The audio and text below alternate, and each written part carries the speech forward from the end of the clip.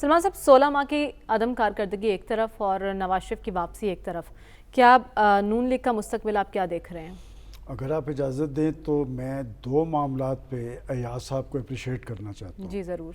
ایک تو انہوں نے ہمیشہ اپنے محبت، الفت اور تعلق کو ترجیح دی ہے، اور میرا خیال اس خلوص سے انہوں نے مشورہ دیا ہے جناب نواز شریف کو کہ انگلی نہ چھوڑنا۔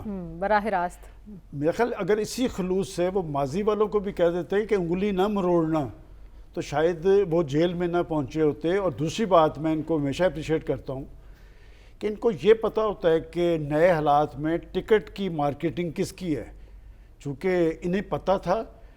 حالانکہ نواز شریف صاحب ایگزائل میں چلے گئے تھے اور جب واپس آئے ہیں تو پھر یہ مستفیض ہوئے اس ٹکٹ سے، اور ماشاءاللہ چکوال کے عوام نے 1,25,000 ووٹ دیا۔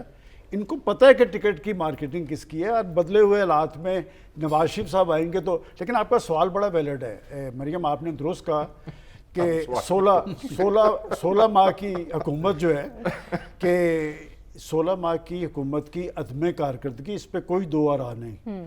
3.5 سال کی ایک اور 16 ماہ کی ایک، 5 سالہ حکومت نے عوام کا تو کچومر نکال دیا ہے۔ اب اس میں کویسچن یہ ہے کہ ساری صورتحال میں دو چیزیں ہیں کہ نواز شریف صاحب آئیں گے۔ نواز شریف صاحب اس پاکستان مسلم لیگ نون میں نون نواز شریف کا ہے، پارٹی نواز شریف کی ہے، مقبولیت نواز شریف کی ہے، اور جس بات پہ ان کی مارکیٹنگ ہوتی ہے نا وہ منصوبے ہیں ان کے۔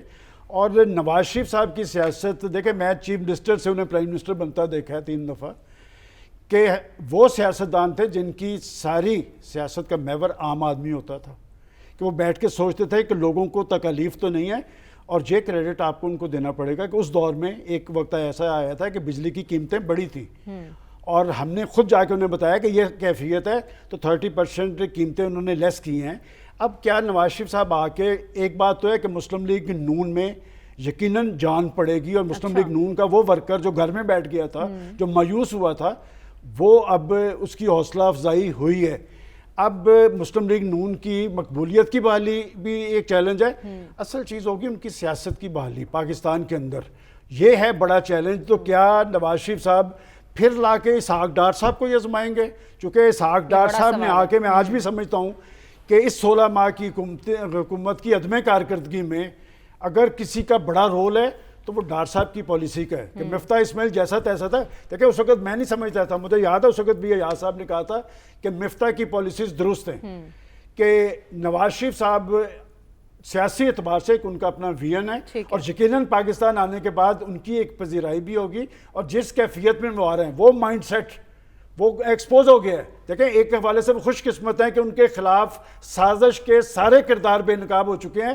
اب آ کے وہ جو ایاز صاحب نے کہا ہے نا، اصل بات وہی ہے کہ انگلی نہ چھوڑنا، کہ کاش انہوں نے ان کو بھی کہا ہوتا، وہ جو جیل میں بیٹھے کہ انگلی نہ مروڑنا۔ ویسے بعد میں انہوں نے انہیں یہ ضرور کہا تھا ان کے منہ پہ کہ آپ نے یہ چھوڑ کے غلطی کی ہے۔ ٹھیک ہے، ایک منظر ہم نے دیکھا 2018 میں جب نواز شریف صاحب مائنس ہوئے، اب پھر منظر بدل رہا ہے، کیا پلس ہونے کی کوشش ہو رہی ہے؟ چوتھی بار بھی وزیر اعظم بنیں گے؟ دیکھیں پھر میں اپریشیٹ کرتا ہوں ایاز صاحب کو کہ انہوں نے کہا کہ عوام کے بھلے کے میں نہ رہیں، اس لیے کہ یہاں پر بیٹھ کے انہوں نے کہا کہ قوم پیچھے کھڑی ہے، قوم پیچھے کھڑی ہو تو کسی کی سیاست ختم نہیں ہوتی، تو وہ بیچارے جیل میں پہنچ گئے۔ اب وہ بار بار ہماری محترمہ آپا یاسمین راشد صاحبہ کا نام، چونکہ چکوال سے ان کا تعلق ہے، تو بات یہ کہ پولیٹیکل کارکن جو ہوتے ہیں وہ ایسٹ ہوتے ہیں، قربانی ہمیشہ پولیٹیکل کارکن دیتے ہیں۔ 2018 کا ذکر نہ کیا کریں، چونکہ اس سے ہمیں کچھ ہزیمت ہوتی ہے کہ وہ الیکشن کیسے ہوا، کیسے لایا گیا، کیسے مسلط کیا گیا، کیسے چلایا گیا۔ بات یہ کہ آپ نواز شریف صاحب کی جو بات ہو رہی ہے، نواز شریف آپ نے سوال کیا تھا کہ جی بڑے صاحب ہاں یا چھوٹے صاحب، اس پہ بھی اتھینٹک رائے انہی کی ہوگی، چونکہ دونوں سے تعلق رہا ہے نا۔ ہم تو بطور جرنلسٹ یہ بتا سکتے ہیں کہ سیاست پاکستان میں نواز شریف کی ہی تھی، اور نواز شریف کا کردار تو اس لیے بڑا ہے کہ نواز شریف نے چاہا تو شہباز شریف پرائم منسٹر بنا ہے، اور اب بھی میں آپ کو ایک بات فورسی کر سکتا ہوں کہ وہ پاکستان آئیں گے، بڑا رول ان کا ہوگا۔ البتہ ایک مائنڈ سیٹ ہے خاص پولیٹیشنز کا، تجزیہ کاروں کا اور سہولت کاروں کا، وہ پچھلے 10 سال سے اس کام کے پیچھے لگے ہوئے ہیں کہ نواز شریف ان کا ٹارگٹ ہے۔ نواز شریف کی سیاست ختم نہیں، -1 نہ بھٹو ہو سکا، نہ نواز شریف ہوگا نہ عمران خان ہوگا، لیکن کچھ مخصوص مائنڈ سیٹ پاکستان میں سیاست کی نفی پہ ان کا راستہ تبھی بنتا ہے جب پاکستان میں سیاسی بستر سمیٹا جاتا ہے. ان کا راستہ روکنا چاہیے. پولیٹیشین کوئی بھی ہوگا وہ لوگوں کے لیے راستہ بنائے گا، مسائل کا حل پیش کرے گا.